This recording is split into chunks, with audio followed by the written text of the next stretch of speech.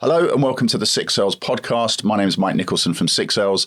Today I'm going to be speaking to Dean Harris from Co-op Media Network. But before I do, big thank you to the team at Lumen Research who sponsor this podcast. For those that don't know, Lumen Research are an eye tracking technology company who help brands plan, buy, measure and optimize towards real human attention. So thanks again to the team at Lumen and welcome Dean. How are you? Really good. I'm looking forward to this. I've seen a few of them before and you've had some great content. Yes, I'm looking forward to it. Thanks very much. Yeah, it's always nice to meet somebody in the wild that's actually seen one of the podcasts. You know, they go out there and you see the numbers going up, but it's always nice to see the whites of someone's eyes that's seen it. So thanks for that. Appreciate it. For those that don't know, could you just start us off by maybe telling us who the Co-op Media Network are, please? Yeah, so Co-op Media Network is Co-op's media business.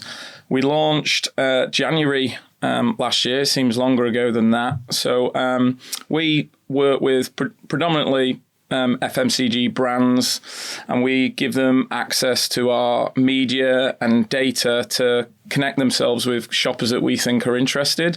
So that's anything from our 2,500 stores and all the media touch points within them, our web, our quick commerce channels, our membership touch point, all linked together through that first-party data that retailers are now famous for having in the advertising industry. Yeah, cool. Okay, and how long have you been going? A little over a year now as Co-op Media Network. We've been doing advertising with brands for years before that. But when we launched the media network, we wanted to have a positioning and proposition in the market and extend some of those ways that brands can work with us beyond just your cardboard and plastic in a shop, for instance. Yeah. So yeah, a little over a year as Co-op Media Network, but we've been in the advertising game for a lot longer. Got it. Okay. And you're a cooperative, obviously, the clue's in the title. Yeah. Does that change how your media network operates versus a PLC, or is it pretty much similar? Yeah, not a lot of people understand a cooperative. They've heard of them before, but ultimately we're not on the stock market. We're not owned by private shareholders. There are 6.3 million members and they're literally the owners of the business. So we're accountable to them. So that liberates us a little bit in the decisions we make. We're not controlled by pension funds or hedge funds or FTSE 500 companies that are obviously profit and financially driven in why they've invested in that type of retailer. We can balance that people and that profit for the right outcomes and stay true to our values without succumbing to some of the commercial pressures. So that's a unique difference. The other thing is because those members own us, and because a retail media network is driven by a lot of those swipes and that engagement of those shoppers, we've got a responsibility to them to make sure they benefit from all the advertising and their data is treated responsibly, because ultimately the CEO of the business eventually reports into these 6.3 million members. So we have to be really transparent and responsible with that aspect. Yeah. So does that mean you've got a sales job without a target? No. I'd say the way I try and use really simple language for the way we operate, and even my role, because advertising can easily be overcomplicated in a lot of ways. So I'm responsible for three things really: growing it, so more advertisers using us for more campaigns against more objectives, performance, so making sure we live up to our promise to advertisers and we deliver on that against whatever objectives they've got. The other one is make it easy. So convenience is known for ease of access, ease to shop, in and out. I want to relay that back into the way advertisers work with us. I don't want us to be hard work or painful. So that's, the growth, the performance and the ease. I'm a big fan of removing friction. The more friction you have, the less things happen, right? In fact, if you think of a supermarket environment, the sweets and the magazines at the till, like there was zero friction. That's the reason people picked them up, right? They didn't go looking for them, but while they stood there waiting to pay their bill, like, oh, go on then, why not? You know, like there's zero friction, easy to buy. Yeah, and retailers know that there's a conscious mind, and that might be the shopping list in a supermarket, and there's the unconscious mind that's the impulsive, driven by memories and everything else that you've lived your life through.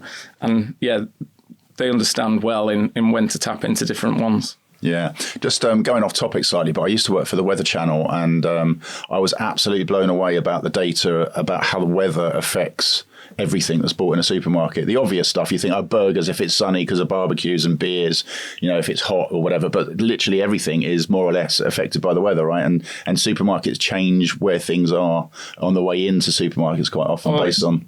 And like temperature and sunshine hours goes hand in hand with our sales line, particularly in convenience. It's a spontaneity, it's impulsive. And you know what us Brits are like. As soon as the sun we all go mental. The barbecue gets wheeled out, and you're down the shop, you're getting the beers and the soft drinks and the food in, and it's just take advantage of that moment. So literally the behaviour impact of the weather is huge on the grocery market, but particularly in convenience. Yeah. Absolutely. I've more than once raced down to my local co-op with the flip-flops on because the sun's out, and ended up spending 60, 70 quid on beers and burgers and sausages and bread rolls and goodness knows what else. Quick, there's some sunshine. Let's take full advantage. It's normally raining by the time we get home, but hey. Yeah, we invest in like weather analytics for that reason, because if you think about availability, you've got to order some things well in advance. So you're almost betting on weather to some extent, which is never a good thing in Britain, is it? But we have to. I sound a little bit geeky talking about it, but I still remember it was not far from here, actually. It was up near Tottenham Court Road. I sat down with Ross Webster, who was running the business, the Weather Channel business in the UK at the time.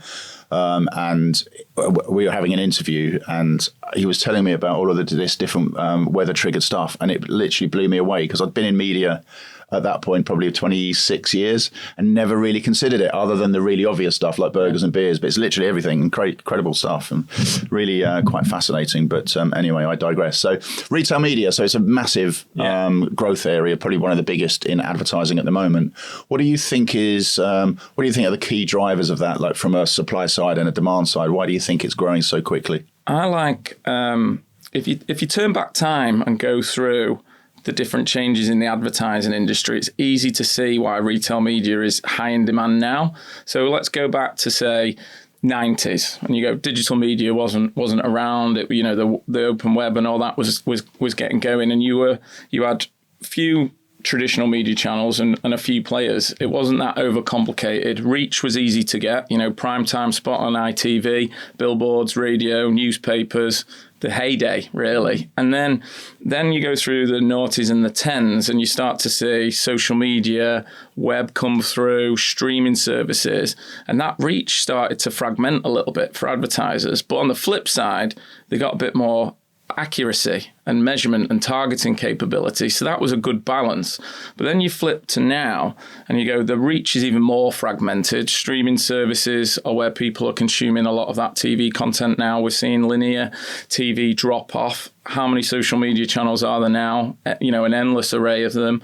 Open web is driven, by a lot of DSPs and programmatic buying. So it's complicated, hard to connect your media plan up because of the walled garden implications, and that reach is hard to get after. I think you could target 200,000 people on Pinterest and 200,000 people in TikTok.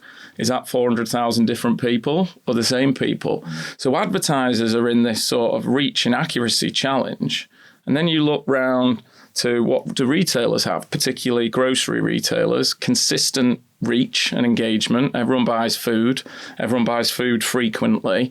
And then they've got all this purchase data, and with the proliferation of loyalty programs, addressable and understandable insights and analytics. And it's almost like the answer to the market's challenges. And the market's only going to get more fragmented. And if retailers can invest in their data and media capabilities to drive attention and thread that first-party data across multiple channels, you can see why the demand for what retailers have is high. And then on the supply side, you've got grocery market is highly competitive. Margins are really thin because of that. Value seems to be the big driver of choice at the minute, which pushes margins down even further. And then retail media uses a lot of the things that retailers have already invested in. We invested in our store advertising to advertise to our own customers. We invested in our loyalty programs to drive retention and personalized offers. So a lot of the things we've already invested in can be leveraged in retail media, and that's what drives that superior margin. So you can see how when these two things come together, a retailer's willingness to unlock value from existing assets and advertisers' demand. It's why retail media is double-digit growth, highest growth area of advertising. And it's slowing down a little bit over the next 5 years, but I think it's still in the top 2 or 3 of the channels that we're going to see. So I think that's where we are now, and there's a lot of pressure on retailers to invest even more in their capabilities to meet that demand and meet the needs and requirements of those advertisers. Yeah, absolutely. In a minute, I want to talk to you about, is it performance or is it brand? Because I think that's quite an interesting one. We had Nick Ashley from the Tesco Media Network on very recently, or if I don't actually know what order these are going out, so maybe it's in the future. I'm not sure. But I think very recently. We'll see. I think Co-op have positioned themselves in a slightly different way, right? So you're saying that you're convenience first and the first convenience first retail media network. So what does that mean? Well, so like we've been important, I suppose. Yeah. Well, like I said, we've been working with brands, to supercharge, trading activity for years, and that might be anything from launching a new product or a strong promotion or being attached to a cultural or seasonal event. And when we wanted to have a clear positioning in the market and a strong proposition, it might seem obvious that convenience was the way to go for the UK's leading convenience retailer, but that carried a lot of risk, because if you purposely separate yourself away from where the demand and popular and known area of retail media is, which is the big supermarkets, both in the US and in the UK, you risk being boutique or niche or a nice to have or a bolt on, and you could actually put yourself in a worse position, if anything. So what we had to do is carefully look at all the ownable points of difference and make sure that they did mean value to advertisers. It wasn't just difference to stand out, it had to be meaningful difference. And we looked at things like we've got 2,500 shops. We're the number one grocer on quick commerce apps. And that gives you huge reach, that 2,500 shops. I think it's 70% of the UK population live within 2 miles of a Co-op on average. So that's massive amounts of reach and across lots of different regions and demographics in the UK. So we know that's powerful. And then because we've got smaller shops, it means we can put them in places supermarkets can't go. So, at the bottom of apartment blocks, next to train stations, on university campuses, integrated into residential areas. And that ease of access drives the high frequency that convenience is known for. So that's 2 boxes ticked that's important to advertisers: reach, frequency. You've then got a challenge of as a retailer is we haven't got a lot of room in our shops. So we've got to take some opportunity cost. We can't just throw 20,000 products in a warehouse like some of the other grocers can. We have to think carefully, and that means who lives in that local area, the socio-demographics, what missions are they on? And we make those decisions. But if you flip that around to media, we've then got an estate that's rich with targeting opportunities. So does that mean, so just jumping in there, so does that mean taking my local area, not that you'll know my local area, but Stoneleigh is my local Co-op, and then 2 or 3 miles away there's one in Epsom. So does that mean that the products in Stoneleigh might be quite different to the products sold in Epsom? So we have different ways of characterizing our stores. We might have a range that's tailored for certain socio-demographics. So for instance, some brands approach us for Eid and celebrations around Eid because of the awareness we have of the type of people in that local area. Others might be as straightforward as we've got a store that's on Wembley Way. So any football associated brands want to advertise there. We have some that have affiliations with Wimbledon and know that each of the train stations and tube stations on their way to the courts pass Co-ops. So it's the geography and also the people. And there's things like affluence that dictate, what type of product and the tier of product will be arranged in that store.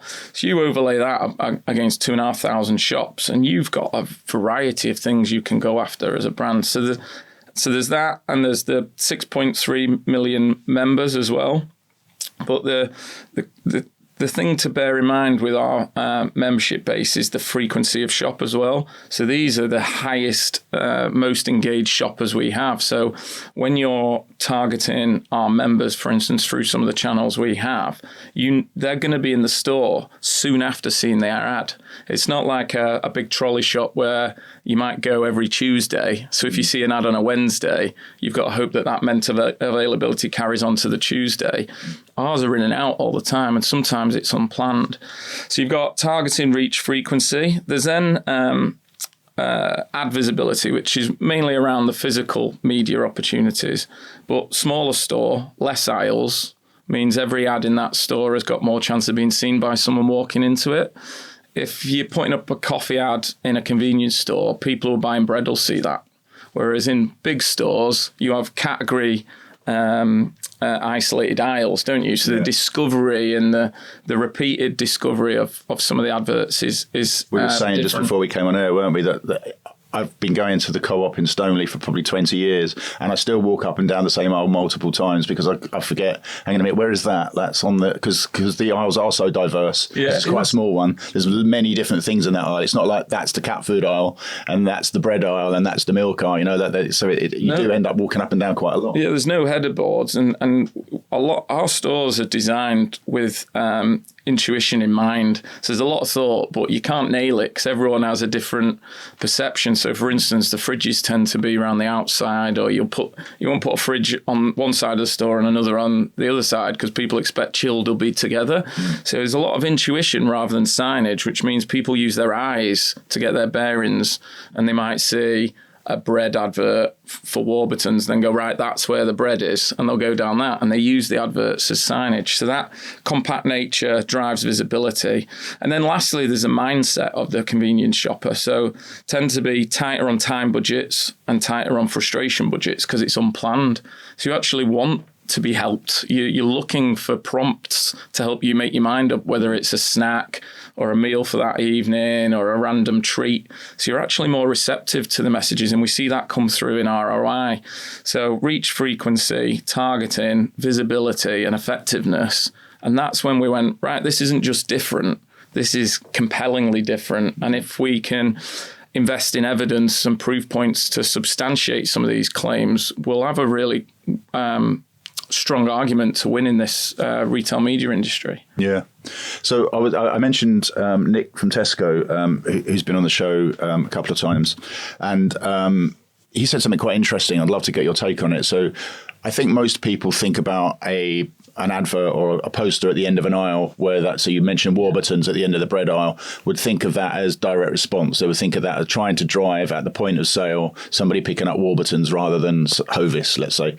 But he said it's also branding because people see it a lot, they see it regularly, and perhaps there's an even bigger argument in a convenience store that you might visit 5 or 6 times a week rather than once a fortnight, let's say, that that typical point of sale in inverted commas is actually a branding ad as well. Yeah, and I think I saw the podcast with Nick, and I've seen him a few times, and he's really good at simplifying some of these challenges that are in the industry.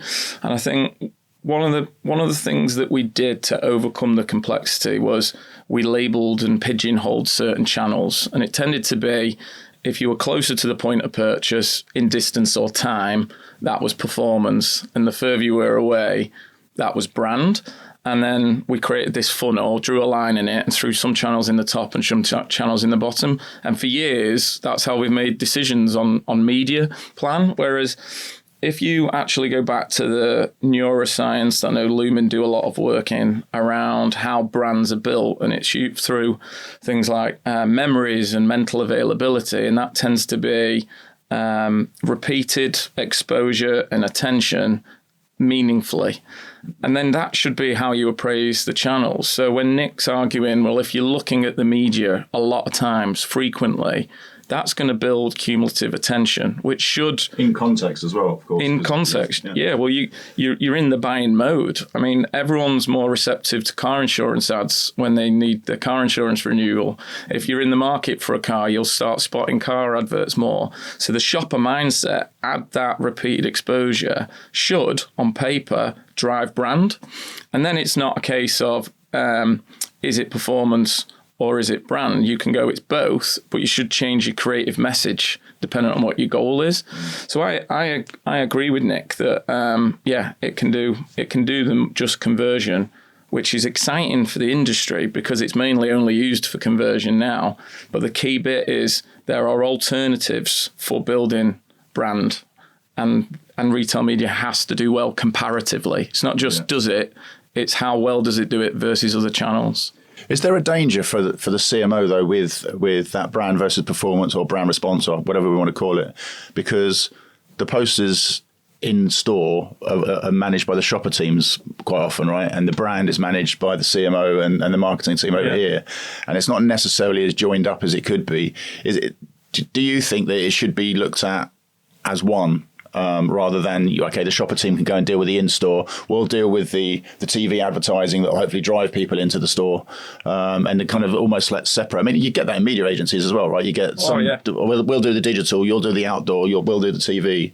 Is that a challenge, do you think? Yeah, I've heard some live examples of this. I've spoke to a media agency where they did a big above-the-line campaign and found out there was some hotspots where it performed amazing in the econometrics.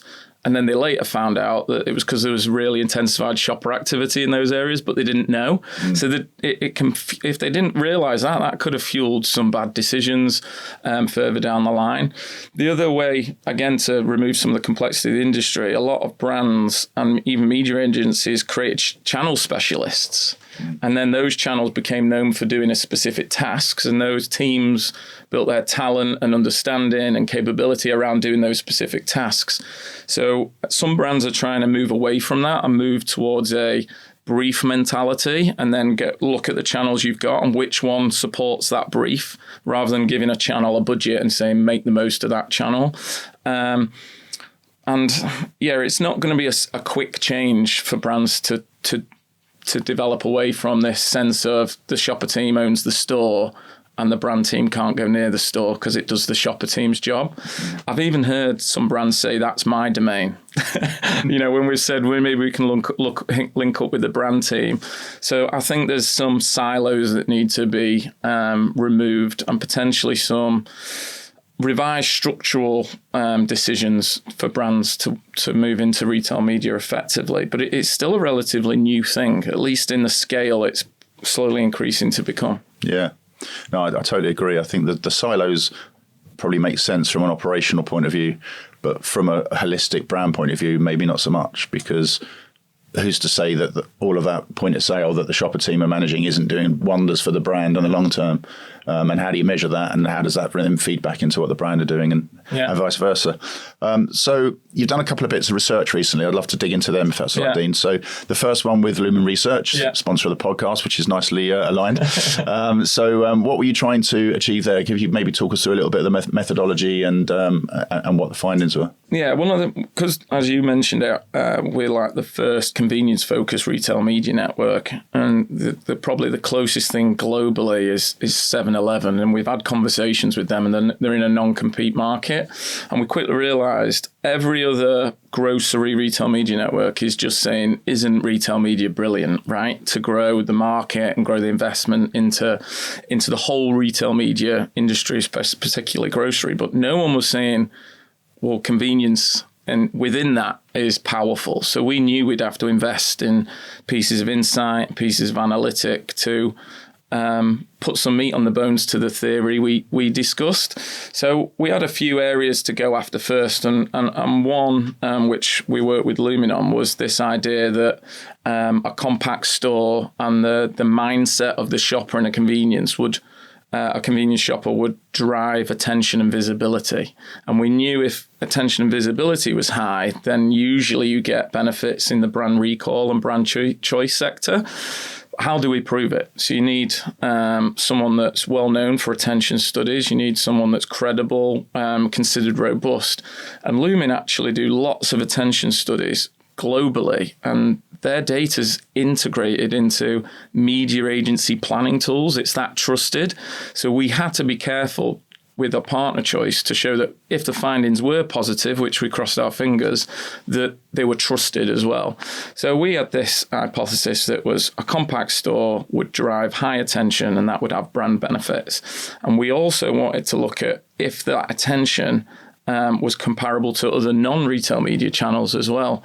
So we briefed Lumen, and they designed this eye tracking study, which sent real shoppers on real grocery missions to our convenience stores, which were roughly 2,000 square feet.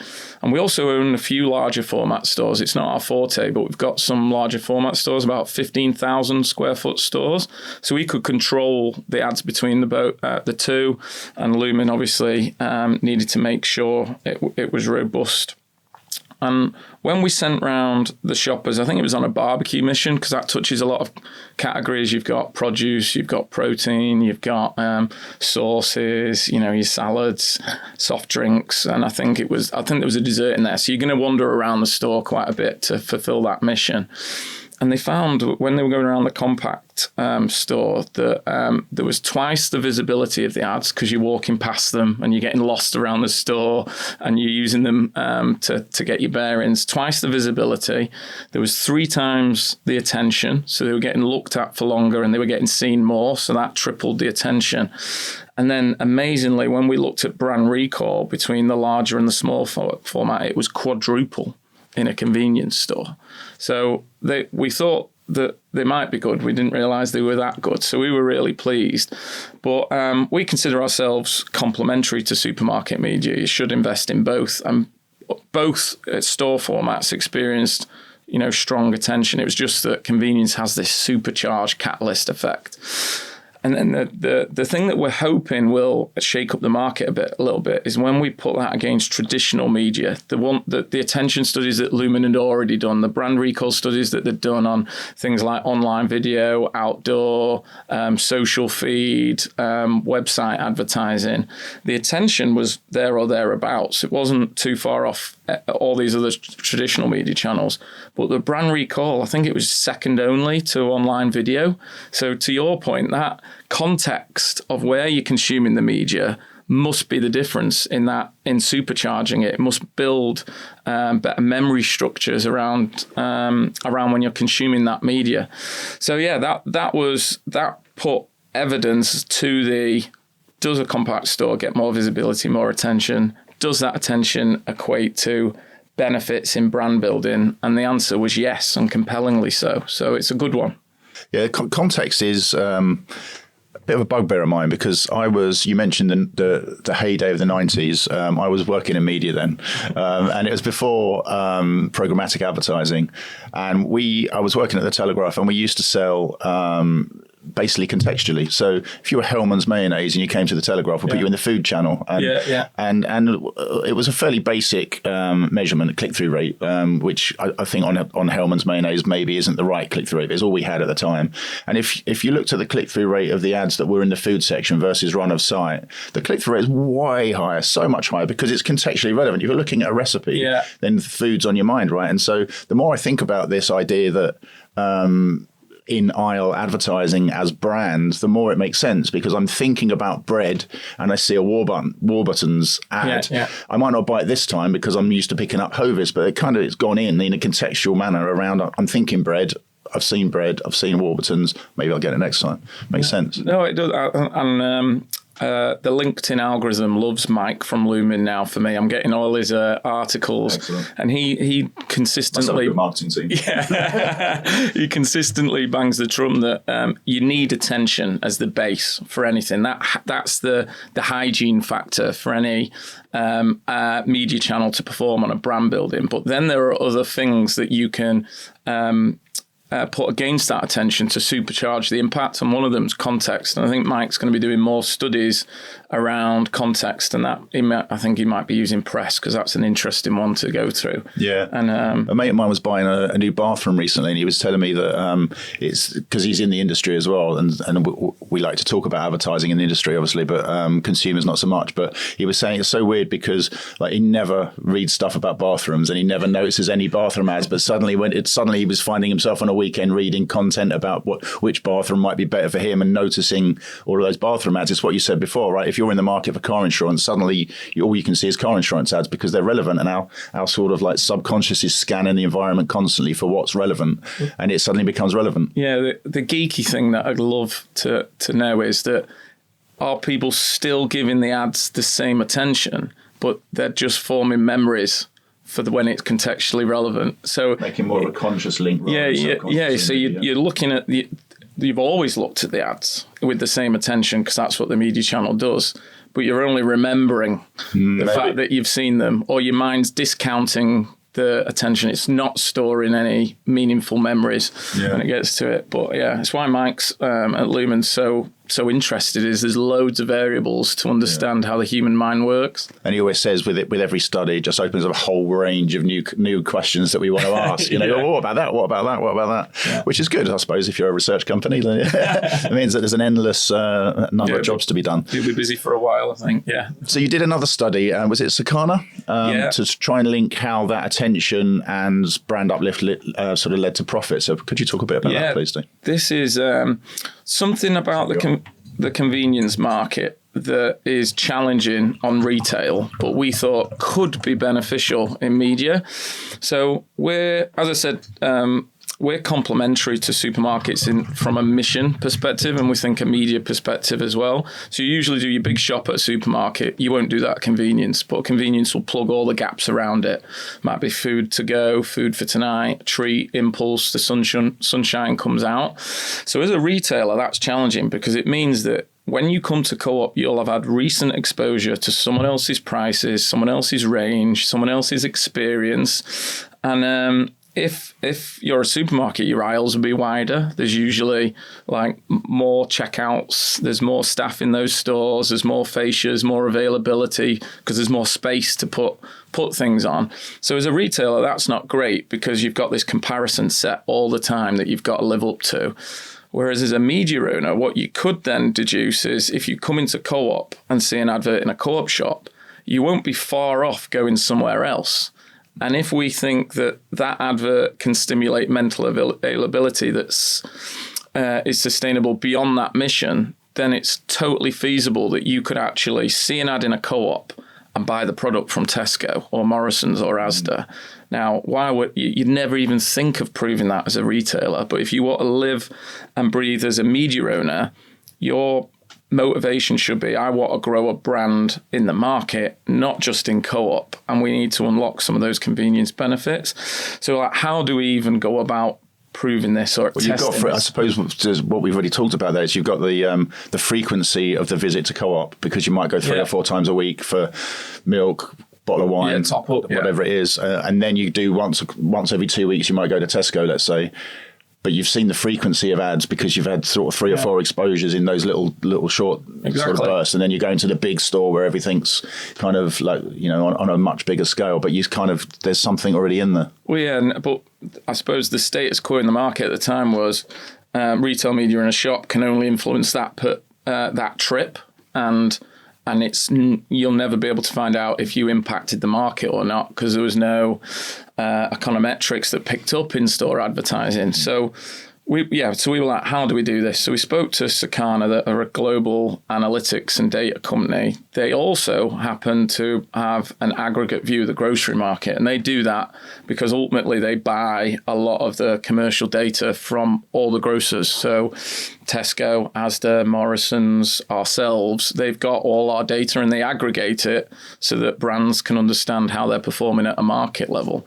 So we were like, well, could you use that to test if a campaign impacts rival stores' sales? So a typical way we'd measure a campaign would be let's say, for instance, a beer brand does a campaign in 500 stores. We'd find control stores representative, and then we'd measure the sales uplift. And we'd usually do that across two ways. So one would be what product is in the ad. So say it was a 4-pack of beer. What was the uplift in sales? So one of the Sakana case study was 16% in co-op shops versus the ones it wasn't in. Then we'd look at the brand sales uplift. So all the SKUs that aren't in the ad but are associated with that brand. So think about the mid-sized packs, the single big bottles, those sort of things. And we saw a 12% brand sales uplift.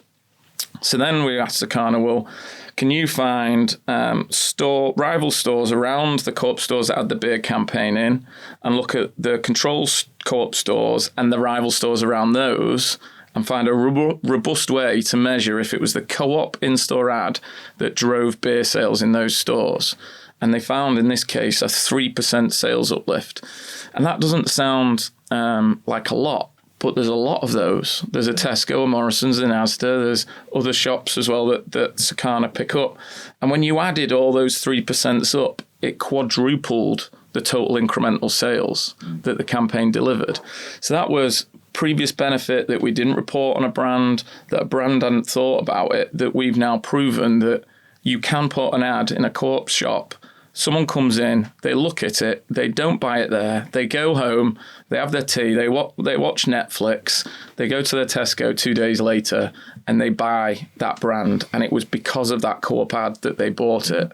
And that was Sakana stood behind this. We put it out in the market, and we also made sure Sakana put their name against it. And they said this is robust, this is statistically significant, and there's a white paper now around it. So it was good.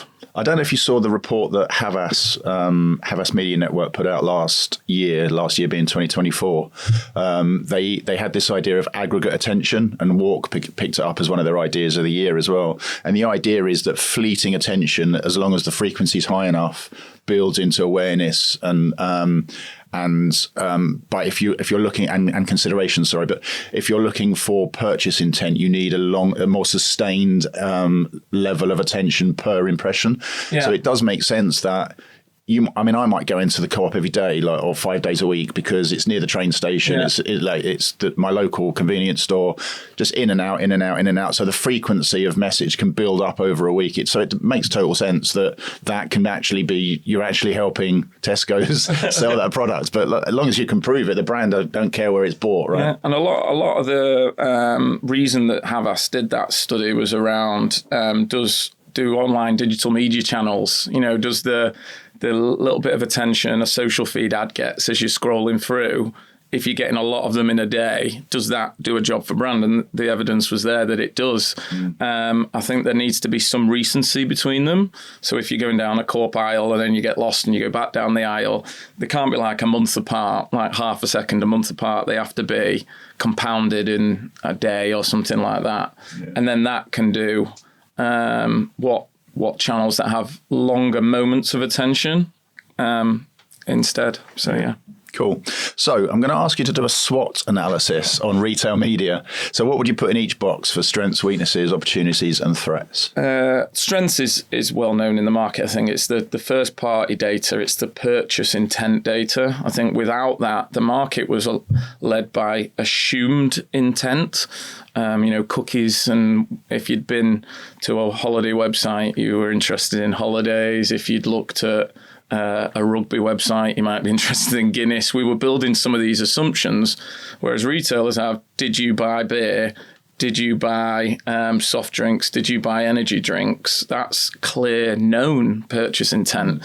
So there's that. And then I think the fact that 85% of transactions are still in a physical grocery environment means that you've got this visibility and discovery opportunity that you haven't in sort of e-commerce channels where you're specifically searching and you've got less chance of discovery and passing something in an aisle when you've got search terms coming up into you. So I think that reach and frequency of the store and the data is a key strength, and it should be a sustainable strength as well. Weakness, I think we're known as retail media players that measurement isn't standardized and it's fragmented, and even terminology of different parts of a toolkit isn't consistent. We'll call something different to what ASDA calls it, even though it's the same thing. The methodologies behind some of the studies are different.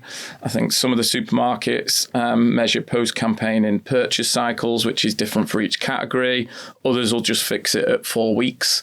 So there's this sort of inconsistency that makes it really hard for brands to measure apples with apples. So that's a weakness, but there's some parties like the IAB and ISBA that are helping us draw alignment there, and that should help the whole industry out. Opportunities, I'd probably say some of the things we've discussed, which is reframing how people think of retail media channels, but also those dreaded two letters AI. There's 2 areas in the world apparently where AI is going to make the quickest difference. One is medical around, it might be anything from analysing X-rays or protein stuff that goes over my head, and the other is advertising because of the richness of the data and the predictive nature of it and pulling together studies.